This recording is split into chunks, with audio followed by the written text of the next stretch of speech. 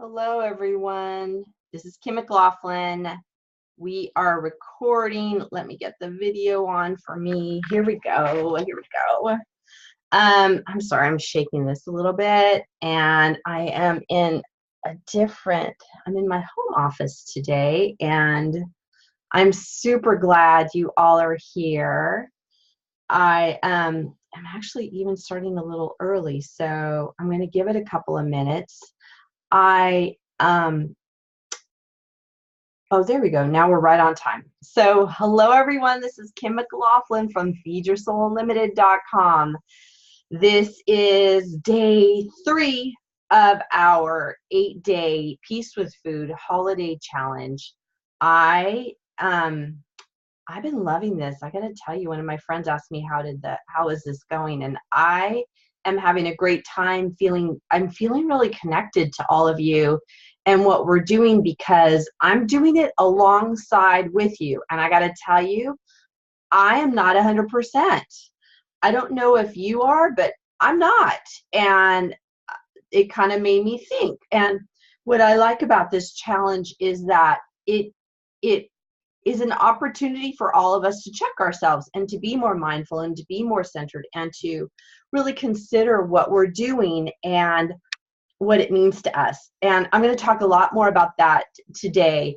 So the first thing I want to do is I really would love to get a check-in from everybody. I'm going to send out an email later and just ask you to send me a little email about how you're doing.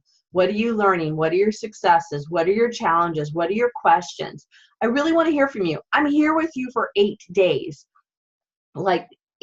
I'm here, and I really want to know what's going on. I really want to help you stay motivated. I really want to know what's working and what's not, because then we can fix it. We have time. We're only in day 3. So that is my strong rah-rah cheerleader for you to let me know what's going on. You all don't have, you get this access to me and all this information that I have for 8 days. Take advantage of it, please. Ask questions. Let me know how you're doing. So there's that. The next thing I want to do is what we've been doing every day that we've been meeting is we do some deep breaths in and out, just to get us centered, because I come on kind of strong. I know I've got a lot of energy, and I just want to make sure we're all in the flow of where we're at today. So if you so choose, you can close your eyes. I like to close my eyes, and let's just take a deep breath in and out. Deep breath in, out. One more time.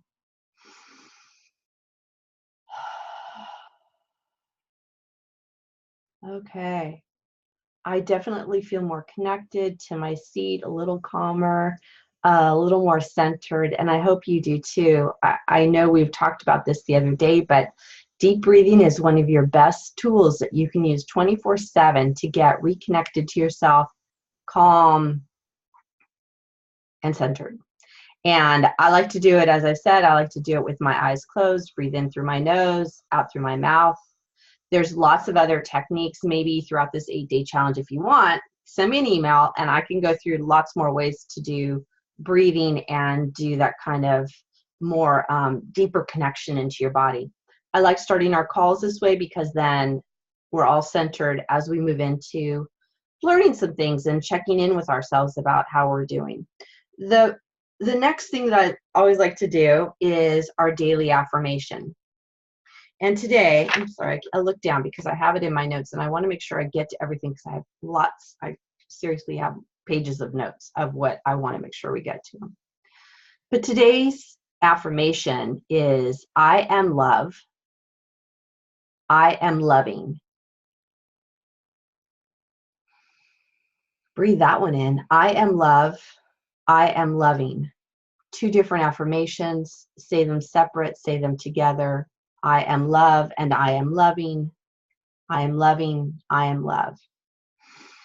But it is a great reminder for what we're going to talk about today. I'm sorry, I keep looking down. My computer keeps showing, flashing at me. So just want to make sure we're all still connected. Use that affirmation daily. I give you one a day. Use them. I post them in our Facebook group. Use them. I like to say them often. It keeps me grounded, keeps me connected, keeps me focused on what I'm doing. So, and that leads me into our behavior buster for the day. And it's kind of I wrote, like I said, quite a few notes on it because I really want to make sure I get the concept out to you. So let's go into it. Today's behavior buster is practice self-love. Self-love is one of our 6 components of feeding your soul and nourishing your body. And self-love, I told you the other day that we'll spend a bit of time on self-love, the self-love aspect and the physical aspect. We've spent the last 2 days a lot on physical. So I wanted to move today into self-love because it's an important concept that I think will give you lots of dividends in terms of how you feel about yourself and how you literally come to the table with food. So I want to read, I was looking up Webster's definition of self-love, and they say a feeling of satisfaction that someone has for him or herself and his or her abilities. A feeling of satisfaction you have for yourself and for your abilities. Kind of nice. It's kind of a nice thing to strive for, I think. And what I find and so it's not about romantic love. Sometimes we think of love as like it's about a romantic thing. It's really about how you feel towards yourself. And I love that, a feeling of satisfaction. Feeling of satisfaction. So it's working on how I feel satisfied with myself. What we find is that when we overeat, binge eat, emotionally eat, we don't feel satisfaction with ourselves. And we don't feel satisfaction in our abilities. We don't feel satisfaction in our behaviors. And we tend to beat ourselves up. That is why I find self-love is one of the most important concepts that you'll have to get. And what happens is that we see the idea of self-love as actually being selfish. People tell me that all the time. How can I love myself? That's being selfish. I shouldn't be selfish. And what we're told, I wrote down some words that I was trying to find out and think, like, what are the words we tell ourselves? I'm self-centered if I practice self-love. I'm egotistic if I practice self-love. I am selfish. I hear that a lot. I'm selfish if I practice self-love. What are the other ones? I'm conceited if I practice self-love. I'm narcissistic if I practice self-love. So what happens is that we move away from feeling self-love because we deem it as negative. And then we miss all the goodness and richness and satisfaction with feeling good about ourselves. We miss that satisfaction because we say, oh, I can't do that. I can't do that. So I want you to consider, how often have you even felt self-love? And what held you back? What do you say to yourself that pulls you back from that idea of self-love, right? So once you find out what you tell yourself about self-love and what holds you back, then we can do something about it. We can start correcting it, start correcting that thought, and start correcting why you have it, right? A lot of times what I find is people don't love themselves because because of things they've told themselves or things that they've learned in the past. Don't be so self-centered. Don't be so selfish. Don't think about yourself first. And what I find is that that's actually not true. That when we are thinking about ourselves, it's actually an act of, what I say to people, let me put it this way.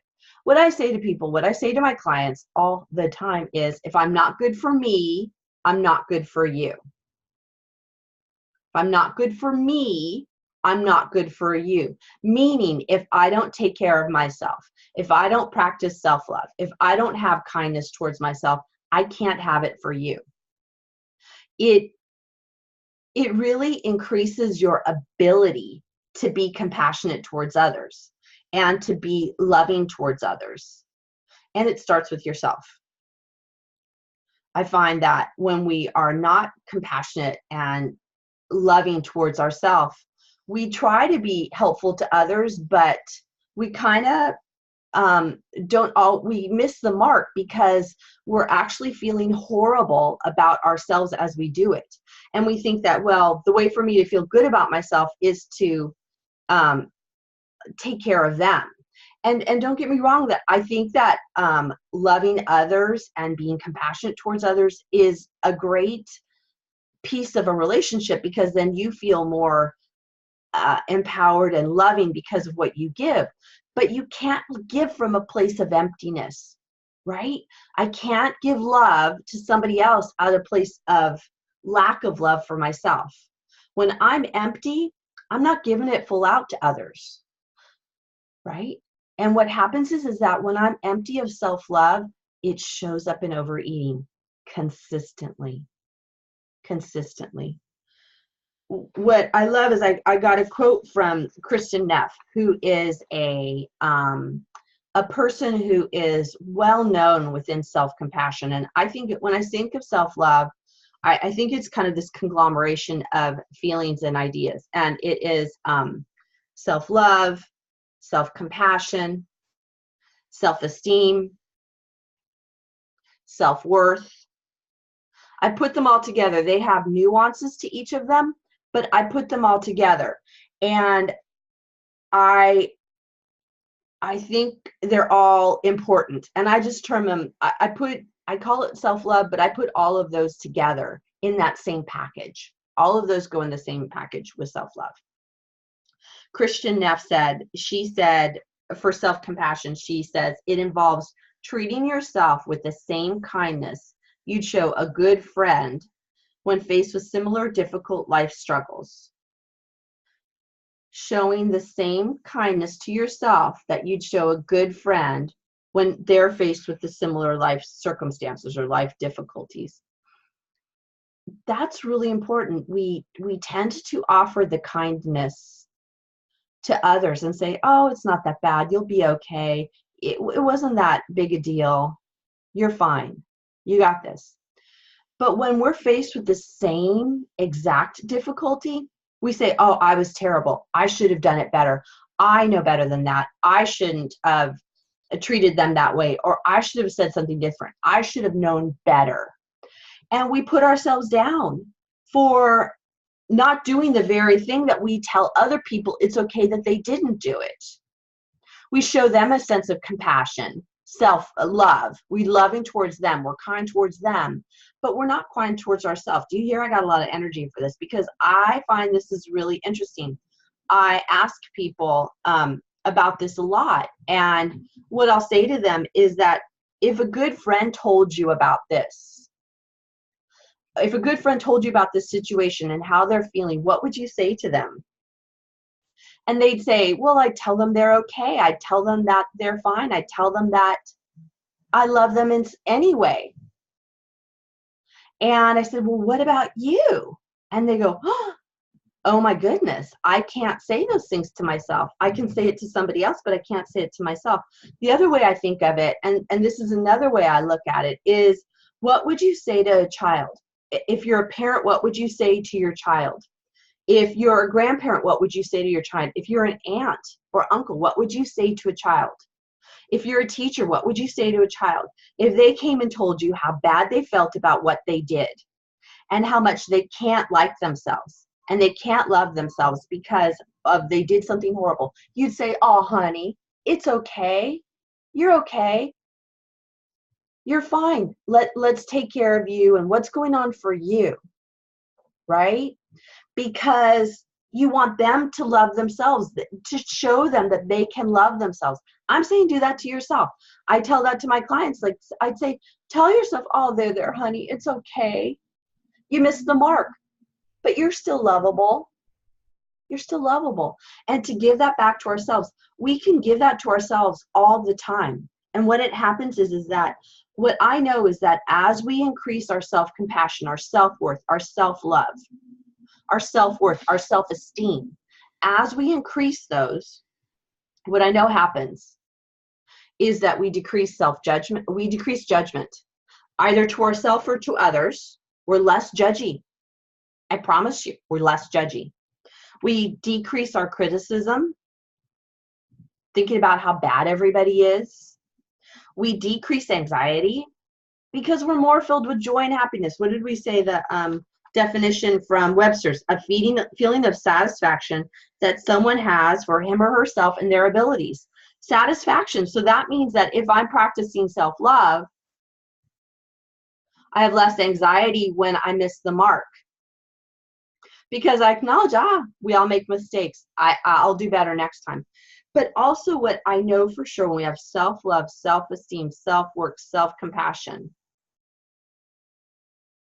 self-love, we decrease overeating. Drink that one in. Breathe that one in. When we practice self-love, we have less buttons that get pushed that lead us to overeat, because we're acting in a loving manner. Am I acting loving towards myself when I overeat and I feel horrible? No. Am I acting loving towards myself when I eat all this candy as I'm walking down the hallway at work? When I eat it all and I don't remember eating it, is that self-love? No. So when I don't love myself, I tend to overeat. It's just true. Think about that for yourself. Think about the times that you have, I feel like I'm preaching right now. Think about the times where you have really put yourself down and thought poorly of yourself. And how soon after did you eat? I'm feeling stressed. Let's go eat. I'm feeling frustrated. Let's go eat. I'm feeling upset. I'm eating. Sometimes it's not even so subtle. You'll eat and then go, or overeat and go, what in the heck just happened? And what I think of is like, go, there, honey, what's going on? Where are you lacking self-love? That's what I think. The other thing that happens with increasing self-love is we increase optimism. We increase happiness. We increase joy. We increase peace. Now, who doesn't want more of that? That's not selfish. As I am more loving towards myself, I'm more loving towards others. It just works that way. It just does. So think about the times where you have not been loving towards yourself and maybe reimagine it. I think it would be a really good, journal entry. When am I not loving towards myself? I got to write that one down. I like that one. When am I not loving towards myself? Right? I'd love to hear. When are you not loving towards yourself? Send me an email. Post it in our Facebook group. When are you not loving towards yourself? And then what could you do differently? Okay. So what I said was, our behavior buster today is, remember we practice a new behavior buster every day, and we repeat the ones, we keep the ones going from every other day. So we just continue it along. Today, the behavior buster is self-love. How am I going to practice self-love? I have some ideas. If you don't know, I have some ideas about how you can practice self-love today. Okay, I want something. One self-love practice today. I've actually already done a couple of them, and I'm going to tell you about it because I actually didn't realize it till I was going over our class for today. I realized I've already accomplished quite a few of them, and I felt in the flow, probably because I knew we were talking about this today, and I felt in the flow. Isn't that interesting that I think about self-love to introduce the idea to you? And in the process of me thinking about it and writing it down, that I get into more of the flow of self-love.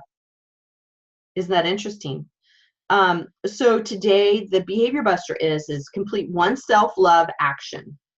And I want you to do it daily from today forward till the 8 days, till we're done with our challenge.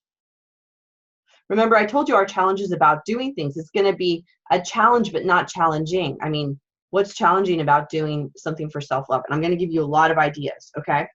So I wrote down ideas. One idea is movement. Actually, I never told you. I have no makeup on, my hair is kind of down, no jewelry, and my exercise stuff on. The reason why I wanted to do our call at 11 today is because at 12 I have my weekly yoga class. I love my yoga class, and I'm going to yoga, self-love, right? So that is my form of movement today, is going to yoga. You don't have, so one thing to do self-love is some form of movement. Remember, I'm not calling it exercise, it's movement. How do I move my body? Seriously, go outside and take a walk for 5 minutes. Fine. Go take a walk around your building where you work for 5 minutes. Fine. Go do downward dog a couple of times. Fine. Listen to some music and shake your booty. Fine. Do some kind of movement is one idea of a self-love technique you can use today. Another one I wrote down was lotion. I love smelly lotions. I love like good smelly lotions. I love lotions and put them on. Actually, I forgot to put on my face lotion today. I'll probably do that when we're done because I like the way it feels on my skin. Another self-love technique you can do today is go get a massage. Go to massage. Ask, actually my daughter she does little massages now, and like I ask her and she does, it feels so good. Have somebody rub your shoulders, rub your hands, rub your feet.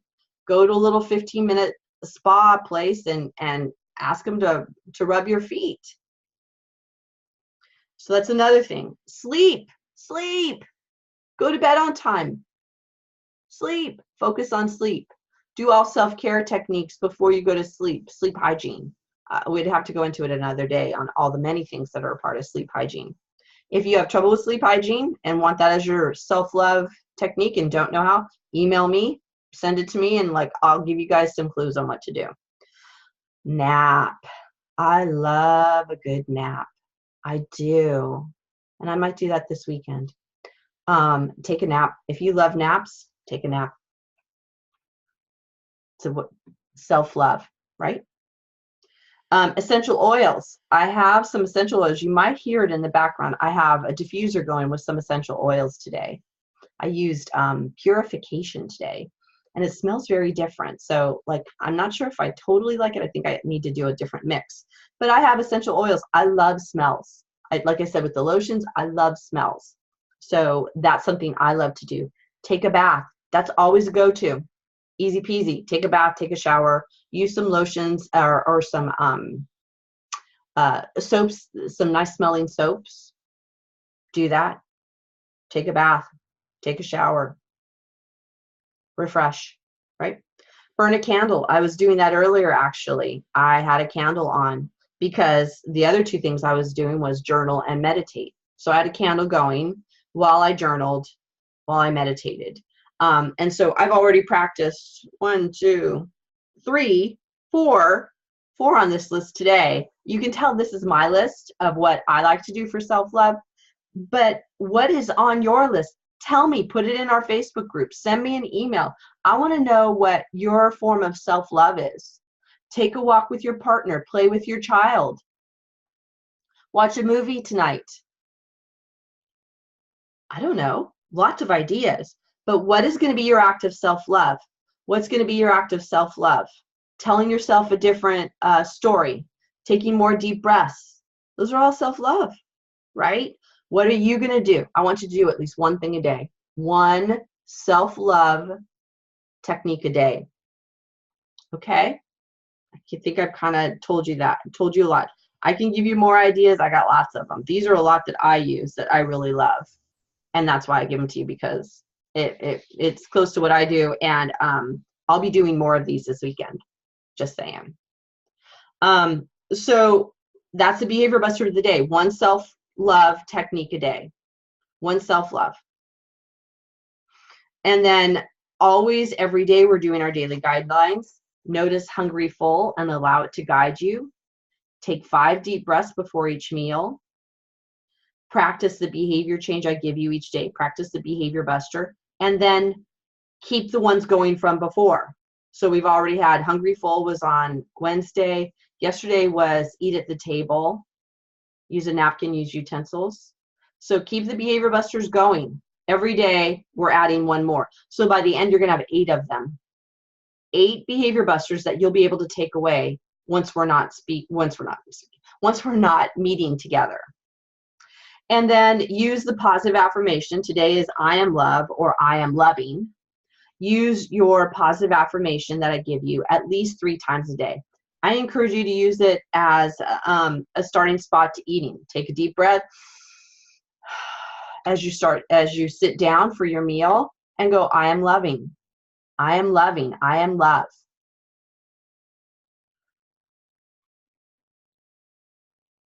These are all connected to, it's about the food, but it's not about the food. That's what I say. It's about the food, but it's not really about the food. And today, it's really about the things around the food that lead us to food. I know that practicing more self-love, self-compassion, self-worth, self-kindness, increasing self-esteem is going to get you on the path you want, which is to end overeating. Have peace with food. This is one tool a component that works really, really well. So I love talking with you. I really appreciate you being here. Talking about self-love today has really increased my mind in terms of bringing back more things that I want to do for self-love for myself. And it's going to be on the top of my mind for these 8 days because I'm in this with you. I'm doing it.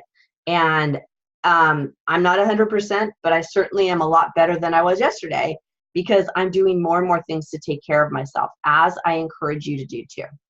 This is Kim McLaughlin. I'm from Feed Your Soul Unlimited. Just a reminder, Saturday, Sunday, we are not having a Zoom call. I'll be sending out emails. I'll be giving you some ideas about what you can do, but we're not having a Zoom call until Monday at 12 o'clock. So just want to let you know, we won't be on Zoom, but I encourage you to listen to all the calls that we've had. You can re-listen to them, go to our private webpage, go to our private Facebook page, and tell me what's going on because I really want to hear from you. So this is Kim McLaughlin. I so appreciate all of you, and here's to practicing self-love together. Bye, guys.